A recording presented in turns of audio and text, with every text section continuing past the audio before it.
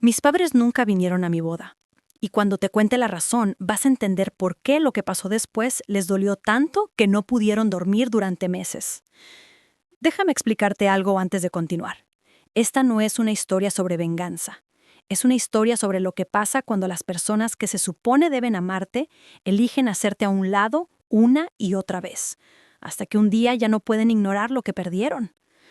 Todo comenzó 6 meses antes de mi boda. Yo tenía 32 años, acababa de construir una empresa de diseño gráfico desde cero y finalmente había encontrado a alguien que me veía como yo siempre quise ser vista. Marco no era solo mi prometido, era mi socio, mi mejor amigo y la primera persona en mi vida que me hizo sentir que yo era suficiente exactamente como era. Cuando le dije a mis padres que me iba a casar, esperaba algo. No sé exactamente qué, pero esperaba algo. Una felicitación, una pregunta sobre él, algo que me hiciera sentir que les importaba. En cambio, lo que recibí fue un silencio incómodo al otro lado del teléfono. Mi madre tosió, mi padre murmuró algo sobre «qué bueno, hija». Y eso fue todo. 2 días después me llamó mi hermana Elena. Ella siempre fue la favorita, la bonita, la que estudiaba medicina, la que hacía todo bien según los estándares de mis padres. No la culpo a ella porque Elena nunca me trató mal, pero tampoco hizo nada cuando ellos me trataban como si yo fuera invisible. «Felicidades por tu compromiso», me dijo, pero su voz sonaba rara, como si estuviera leyendo un guión. «Oye, necesito contarte algo. Yo también me voy a casar». Me alegré por ella, de verdad. Le pregunté cuándo sería la boda, pensando que tal vez podríamos coordinar fechas o hacer algo juntas. Y entonces ella soltó la bomba. «Va a ser el mismo fin de semana que la tuya». Me quedé en silencio, procesando, tratando de entender si había escuchado bien. Espera, ¿qué? ¿El mismo fin de semana? Sí, ya reservamos todo. Es que conseguimos una fecha increíble en el hotel que queríamos y no podíamos dejarla pasar. Tú entiendes, ¿verdad? Entender. Esa palabra me persiguió durante semanas. Se suponía que yo debía entender. Siempre se suponía que yo debía entender. Cuando mis padres no fueron a mi graduación de la universidad porque Elena tenía un recital de piano. Cuando cancelaron las vacaciones familiares porque Elena necesitaba estudiar para sus exámenes médicos. Cuando mis logros eran recibidos con un asentimiento educado mientras que los de Elena eran celebrados con cenas familiares y publicaciones en redes sociales. Sí, entiendo. Mentí. Una semana después estaba cenando con mis padres. Yo había pedido esa cena específicamente para hablar sobre la boda. Quería mostrarles fotos del lugar, contarles sobre Marco, compartir mi felicidad con ellos aunque fuera solo por una noche. Mi madre sirvió al pollo asado, mi padre abrió una botella de vino y yo empecé a hablar sobre la ceremonia que habíamos planeado en una villa italiana. Marco tenía familia en Italia y habíamos encontrado este lugar hermoso en la Toscana. Era pequeño, íntimo, perfecto para nosotros. Mi madre me interrumpió antes de que pudiera terminar. «Cariño, necesitamos hablar de algo». El tono de su voz me hizo saber exactamente lo que vendría después. Era ese tono, el tono de «vamos a pedirte algo que no queremos hacer, pero que de todos modos haremos porque así son las cosas». Tu padre y yo hemos estado hablando, mi madre, sin mirarme. Y creemos que sería mejor si tú cambias la fecha de tu boda.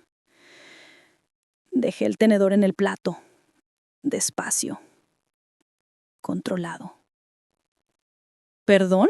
Es que, bueno, la boda de Elena es aquí en la ciudad. Es más grande, hay muchos invitados, muchos de nuestros amigos y familia. Y tu boda está en Italia, que es tan lejos. Sería difícil para todos viajar hasta allá. Entonces, no vengan todos, dije, sintiendo como mi corazón empezaba a latir más rápido. Vengan ustedes. Son mis padres. Mi padre finalmente habló. No es tan simple. La boda de Elena es importante. Es una ocasión grande. Ella se está casando con un médico. Van a tener una carrera juntos. Es el inicio de algo importante para ella. Algo importante para ella. Como si mi boda no lo fuera. Como si mi vida no lo fuera. ¿Y mi boda no es importante? No dijimos eso, respondió mi madre rápidamente. Pero tienes que entender la situación. Elena necesita que estemos allí. Es nuestra obligación como padres. Yo también soy su hija. Las palabras salieron más suaves de lo que esperaba, casi como un susurro, porque en ese momento me di cuenta de algo que había estado ignorando durante 32 años. Para ellos, yo nunca fui realmente su hija. Fui la otra, la que estaba ahí, la que existía en el espacio entre los momentos importantes de Elena. Mi madre suspiró. Ese suspiro que significa, ¿por qué siempre tienes que complicar las cosas? Claro que eres nuestra hija, pero sé razonable. Tu boda es pequeña, en otro país, es solo algo íntimo. La de Elena es un evento. Todos van a estar allí. Nuestros primos, nuestros amigos del trabajo, la familia de su prometido. No podemos faltar. Pero sí pueden faltar a la mía. No era una pregunta, era una afirmación. Una verdad que finalmente estaba diciendo en voz alta. El silencio que siguió fue ensordecedor. Mi padre tomó un sorbo de vino. Mi madre empezó a cortar su pollo en pedazos cada vez más pequeños. Nadie me miraba. Si cambias la fecha, dijo mi padre, eventualmente, podríamos ir a las 2 bodas. Problema resuelto. Me levanté de la mesa. Tomé mi bolso. Y antes de irme, dije algo que había estado guardando durante años. No voy a cambiar mi fecha. Marco y yo elegimos ese día porque significa algo para nosotros. Si ustedes deciden que la boda de Elena es más importante, entonces que así sea. Pero quiero que sepan algo. Cuando no vengan a mi boda, cuando elijan estar en otro lugar en uno de los días más importantes de mi vida, van a perder algo que nunca van a poder recuperar. Y eso no va a ser culpa mía. Va a ser de ustedes. Salí de esa casa y lloré todo el camino a mi departamento. Marco me abrazó cuando llegué. No dijo nada, solo me sostuvo mientras yo dejaba salir 32 años de sentirme invisible. Los siguientes meses fueron extraños. Mis padres no volvieron a llamarme para hablar sobre la boda. Elena me enviaba mensajes ocasionales preguntando sobre detalles de mi ceremonia, pero nuestras conversaciones se sentían forzadas, falsas, como si estuviéramos actuando en una obra de teatro donde todos sabían el final, menos nosotras. Yo seguía adelante con los planes. Marco y yo trabajamos juntos para crear algo hermoso. La villa que habíamos elegido era de un amigo suyo de infancia, un arquitecto italiano llamado Giovanni, que había heredado la propiedad de su familia. La villa estaba ubicada en las colinas de la Toscana, rodeada de viñedos y olivos. Tenía 150 años de historia. Habitaciones con frescos en los techos, jardines que parecían sacados de un cuadro del Renacimiento. Giovanni nos ofreció la villa por una fracción de lo que normalmente costaría, porque él y Marco habían sido amigos desde niños. Pero aún con el descuento, el lugar era espectacular. Valía millones. $6 millones, para ser exactos. Pero eso no era importante. Lo importante era que era perfecto. Era nuestro. Contraté a una organizadora de bodas italiana llamada Sofía, que entendió exactamente lo que queríamos. No una boda ostentosa, no un espectáculo. Solo algo hermoso, íntimo, real. 50 invitados. Personas que realmente nos importaban. Personas que habían estado ahí para nosotros cuando lo necesitábamos. Mis padres no estaban en esa lista. 3 semanas antes de la boda, mi madre me llamó. Su voz sonaba diferente, menos segura. Hola, cariño, ¿cómo van los preparativos? Bien, respondí, corto, directo. Eso es bueno, muy bueno. Pausa. Oye, tu padre y yo hemos estado pensando, tal vez podríamos intentar ir a tu boda después de todo. Sentí algo retorcerse en mi estómago. No era alegría, era algo más complicado. ¿Cómo? Bueno, podríamos ir a la ceremonia de Elena por la mañana y luego tomar un vuelo a Italia. Llegaríamos tarde, pero al menos estaríamos ahí para parte de tu recepción. ¿Parte de mi recepción? Llegarían tarde a mi boda para poder estar en la de Elena, y se suponía que yo debía estar agradecida por eso. No, dije, simple, claro. ¿Qué? Dije que no. Ya tomaron su decisión. La boda de Elena es más importante. Está bien, vayan a su boda, disfruten, pero no vengan a la mía como una ocurrencia de último momento. No seas ridícula, somos tus padres. Exactamente, son mis padres y eligieron no venir a mi boda. Esa fue su decisión. Ahora tienen que vivir con ella. Colgué antes de que pudiera responder. Y bloqueé sus números. También los de Elena. No porque los odiara, sino porque necesitaba ese día sin su sombra sobre mí. El día de la boda llegó. Fue un sábado de junio. El cielo estaba perfectamente azul. El sol brillaba sobre los viñedos. La villa se veía como algo sacado de un sueño. Sofía y su equipo habían transformado los jardines en algo mágico. Luces colgando de los árboles, flores silvestres en tonos de blanco y lavanda, mesas largas decoradas con velas y manteles de lino italiano. Cuando caminé hacia el altar del armo de mi mejor amiga, Laura, quien había sido más familia para mí que mi propia sangre, no sentí la ausencia de mis padres como pensé que lo haría. Sentí alivio, porque ese día no era sobre ellos, era sobre Marco y yo, sobre las personas que habían elegido estar ahí, sobre el amor que habíamos construido sin necesitar la aprobación de nadie más. La ceremonia fue en italiano y inglés. Dijimos nuestros votos bajo un arco de ramas de oliva. Marco lloró, yo lloré, nuestros amigos lloraron, y cuando nos besamos como esposos, el mundo entero desapareció excepto nosotros dos. La recepción fue perfecta. Comida italiana preparada por un chef que había trabajado en restaurantes con estrellas Michelin, vino de los viñedos locales, música en vivo bajo las estrellas. En un momento de la noche, Giovanni levantó su copa y dijo un brindis en italiano que terminó con: "A veces la familia que elegimos es más fuerte que la familia que nos toca". Todos aplaudieron. Y yo supe que tenía razón. Contratamos un fotógrafo profesional, uno muy bueno. Había trabajado para revistas de moda, había fotografiado bodas de celebridades. Sus fotos no eran solo imágenes, eran arte. Capturó todo. Los jardines al atardecer, la villa iluminada por miles de velas, los invitados riendo y danzando. Marco y yo en el balcón con las colinas toscanas detrás de nosotros. Cada momento, cada detalle. Una semana después de la boda, mientras Marco y yo estábamos en nuestra luna de miel en la costa de Amalfi, recibí un mensaje de Laura. Acabo de publicar algunas fotos de la boda en Instagram. Son increíbles. Vas a querer verlas. Abrí Instagram y ahí estaban. Docenas de fotos. La villa, los jardines, la ceremonia. Todo se veía aún más hermoso de lo que recordaba. Los comentarios empezaron a llegar. Amigos felicitándonos, conocidos impresionados, personas que ni siquiera conocía diciendo que era la boda más hermosa que habían visto. Y entonces vi que alguien había etiquetado a mi madre. Mi corazón se detuvo. Había desbloqueado a mis padres unos días después de la boda, no porque quisiera hablar con ellos, sino porque ya no me importaba lo suficiente como para mantenerlos bloqueados. Entré a su perfil. Había visto las fotos. Lo supe. Porque había dejado de publicar cualquier cosa relacionada con la boda de Elena. Su última publicación era de 3 días antes de mi boda. Después de eso, nada. 2 días después mi teléfono sonó. Era mi madre. Dejé que sonara. No estaba lista. Volví a llamar y otra vez y otra vez. Finalmente contesté. Hola. Su voz sonaba rota, como si hubiera estado llorando. Vi las fotos.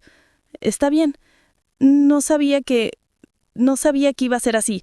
El lugar, todo, es hermoso, es increíble. Sí, lo fue. Silencio. Podía escucharla respirar. Podía escuchar el peso de lo que había perdido finalmente golpeándola. Cometimos un error, dijo. Tu padre y yo. Cometimos un error terrible. No dije nada, porque no había nada que decir. Ella tenía razón. Habían cometido un error, pero ese error no había empezado el día de mi boda. Había empezado 32 años antes, cuando decidieron que una hija valía más que la otra. Elena también vio las fotos. Ella está... no sé cómo decirlo. Está molesta. No porque tú tuvieras una boda hermosa, sino porque se dio cuenta de algo. Se dio cuenta de que nosotros siempre la presionamos tanto, siempre esperamos tanto de ella, que su propia boda ni siquiera fue lo que ella realmente quería. Fue lo que nosotros queríamos. Eso me sorprendió. Nunca había pensado en ello de esa manera. Que tal vez Elena también había sido víctima de nuestros padres, solo de manera diferente. Y ahora ya está culpándote a ti. Continué su pensamiento. No, ella nos está culpando a nosotros, y tiene razón. Mi madre empezó a llorar, no de manera dramática, solo ese tipo de llanto suave que viene cuando finalmente entiendes algo que debiste haber entendido hace mucho tiempo. No espero que me perdones, dijo. No espero que las cosas vuelvan a ser como antes, porque nunca fueron buenas. Pero necesito que sepas que lo siento. Siento cada vez que te hice sentir que no era suficiente. Siento no haber estado allí cuando me necesitabas. Y siento especialmente no haber estado en tu boda. Cerré los ojos. Dejé que sus palabras me alcanzaran. Y sentí algo que no esperaba sentir. No era perdón. Todavía no. Pero era el inicio de algo. Una grieta en el muro que había construido. Gracias por decir eso, respondí. Pero necesitas entender algo. No puedes devolverme ese día.